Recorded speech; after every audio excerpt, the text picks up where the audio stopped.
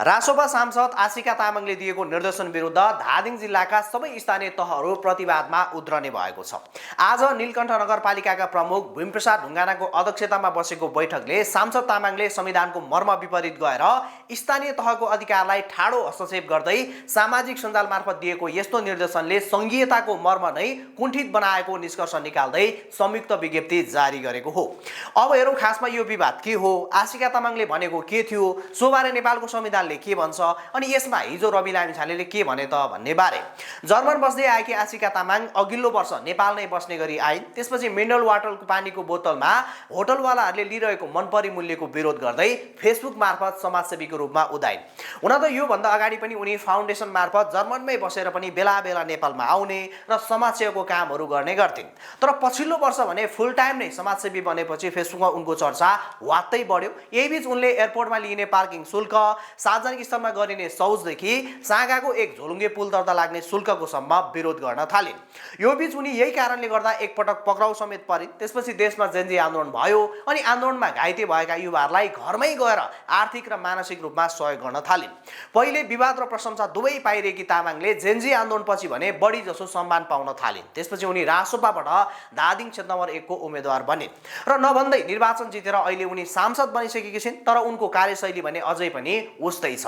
निर्वाचित भएको केही दिन पछाडि फेसबुकमा तामाङले एउटा स्ट्याटस लेखिन् जसमा ढुवानीको लागि बाटो प्रयोग गरेकै आधारमा कर उठाउन कहाँसम्म न्यायोचित हो, आजबाट मलेखुबाट ताल्लीसम्म जाने कुनै पनि सवारी साधनले शुल्क तिर्नुपर्ने छैन, मैले सम्बन्धित निकायमा निर्देशन दिइसकेको जानकारी गराउँछु र कसैले उठाएको थाहा पाएमा कारबाहीको दायरामा ल्याउने जानकारी गराउँछु भन्दै स्ट्याटस लेखिन्। यो स्ट्याटसपछि सामाजिक सञ्जाल दुई खेमामा बाँडियो। उनको समर्थकहरूले वाह सांसद भनेको त यस्तो पो हुनुपर्छ, अब भ्रष्टहरूको दिन गए भन्दै प्रशंसा गर्न थाले। तर अलिकति कानुन बुझेको र स्थानीय तहको हक अधिकार बारे ज्ञान भएकाहरूले भने तामाङको यो स्ट्याटसको आलोचना गर्न थाले। साथै केही मेन स्ट्रिम मिडियाले त शपथ बाँकी स्टन सुरु भन्दै त्यस्तो शीर्षक राखेर समाचार समेत लेख्न थाले। चौतर्फी आलोचना हुन थालेपछि तामाङले उक्त पोस्टलाई फेसबुकबाट हटाउँदै अर्को पोस्ट राखिन् जसमा सर्वोच्च अदालतले 2082 माघ 28 गते राष्ट्रिय राजमार्ग, सहायक राजमार्ग तथा हुलाकी राजमार्गहरूमा स्थानीय तहले कर वा सडक उपभोग शुल्क उठाउन नपाउने भनी ऐतिहासिक अन्तरिम आदेश जारी गरेको र यस आदेश अनुसार अब राजमार्गमा ढाड, गेट वा टेबुल राखी सवारी साधनबाट रकम असुल गर्नु गैर कानुनी, असंवैधानिक तथा अदालतको आदेशको ठाडो उल्लङ्घन भएको भन्दै आफू धादिङ क्षेत्र नम्बर 1 बाट निर्वाचित जनप्रतिनिधिको हैसियतले आफ्नो क्षेत्रभित्र पर्ने कुनै पनि राजमार्गमा अब उपरान्त पटके कर वा यस्तै प्रकृतिका अवैध कर सङ्कलन कार्य कदापि स्वीकार्य नहुने र यस प्रकारका गतिविधि तुरुन्तै बन्द गर्न सम्बन्धित सबै पालिका तथा सरकारवाला निकायलाई निर्देशन दिएको, साथै यदि कसैले यो निर्देशन तथा सर्वोच्च अदालतको आदेशको अवज्ञा गरेको पाइएमा सम्बन्धित नगर प्रमुख वा गाउँपालिका अध्यक्ष विरुद्ध अदालतको अवहेलना सम्बन्धी कडा कानुनी प्रक्रिया अगाडि बढाइने भन्दै पोस्ट गरिन्। तामाङको यो दोस्रो पोस्टमा पहिले भन्दा औपचारिकता र ओजन देखिए पनि यो पनि विवादित बनिरहेको छ। अब हेरौँ सर्वोच्चले गरेको फैसलाको हवाला दिँदा पनि आशिका तामाङको पोस्ट किन विवादित बनिरहेको छ त भन्ने बारे। रासोपाको 2 दिने अभिमुखीकरण तालिमको समापन गर्दै हिजो सभापति रवि लामिछानेले यदि कोही कसैलाई आफू अझै पनि अभियन्ता नै हो भन्ने जस्तो लाग्छ भने प्लिज तपाईले यो हल छाड्न सक्नुहुन्छ, अर्थात् सांसदबाट राजीनामा दिन सक्नुहुन्छ भन्दै एउटा कडा निर्देशन दिए, जुन आशिका तामाङको हकमा पनि लागू हुन्छ। किनकि हिजो तामाङले जे गर्दै आएकी थिइन् त्यो एउटा आम नागरिकको हैसियतले गर्दै आइरहेकी थिइन्, तर अब जे गर्ने छिन् त्यो एउटा सांसदको हैसियतले गर्ने छिन् र यहीँनिर आकाश पातालको फरक हुनेछ। किनकि नेपालको संविधानले हाम्रो देशमा 3 वटा सरकारको परिकल्पना गरेको छ जसमा केन्द्र, प्रदेश र स्थानीय तह, र यो 3 वटा सरकारमा कार्यकारीको भूमिका पनि हुन्छ। जस्तै स्थानीय तहहरूमा वडा अध्यक्ष, उपमेयर र मेयर, प्रदेशमा मुख्यमन्त्री र मन्त्रीहरू अनि केन्द्रमा प्रधानमन्त्री र मन्त्रीहरू।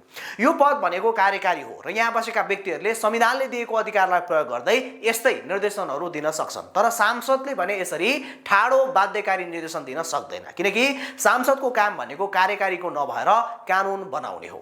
सांसदले यस्ता व्यतिथि भइरहेको देखेमा वा गुनासो आएमा सम्बन्धित निकायलाई ध्यान आकर्षण गराउन सक्छ, त्यसलाई रोक्न संसद मार्फत अपिल गर्न सक्छ, सम्बन्धित मन्त्रालयको मन्त्री र संसदको समितिहरू मार्फत ध्यान आकर्षण गराउँदै कानुनको ड्राफ्टसम्म बनाउन सक्छ अनि आफ्नो क्षेत्रको स्थानीय सरकार प्रमुखसँग छलफल गर्दै यसलाई रोक्न वा बदल्न सल्लाह सुझाव दिन सक्छ। तर एउटा सांसदले कुनै पनि स्थानीय सरकारले गरेको निर्णय विरुद्ध फेसबुक मार्फत यसरी ठाडो बाध्यकारी निर्देशन दिन भने पाउँदैन, किनकि संविधानले स्थानीय सरकारलाई आफ्नो पालिकाभित्र करको दायरा हेरफेर गर्न र बनाउन स्पष्ट रूपमा अधिकार दिएको छ। तर यदि कुनै पनि कुरामा सर्वोच्च अदालतले आदेश गरेको छ भने त्यो आदेश सबै तहको सरकारले मान्नुपर्छ।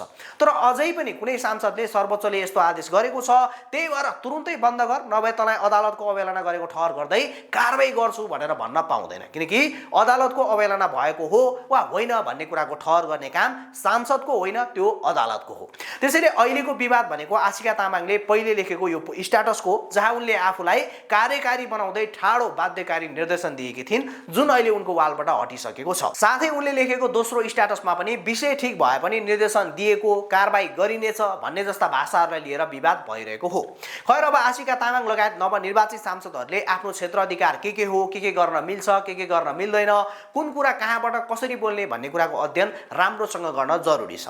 नत्र भने सबैले यसरी फेसबुक स्टाइल देखाउन थालेमा सिस्टमको धज्जी उड्नेछ। तर यदि भन्दै गर्दाखेरि यदि कुनै पनि स्थानीय तहले अधिकार प्रयोग गर्ने नाममा आम जनतामाथि मर्का पर्ने काम गरिरहेको छ वा जनतालाई दुःख दिने नियतले कानुनहरू बनाएको छ वा नीति नियम भन्दा बाहिरको काम गरिरहेको छ भने यस्तो कुराको खबरदारी गर्न सम्बन्धित निकायको ध्यान आकर्षण गराउन वा अदालतमा मुद्दा हाल्न जो कसैले पाउँछ, चाहे त्यो सांसद होस् या सर्वसाधारण।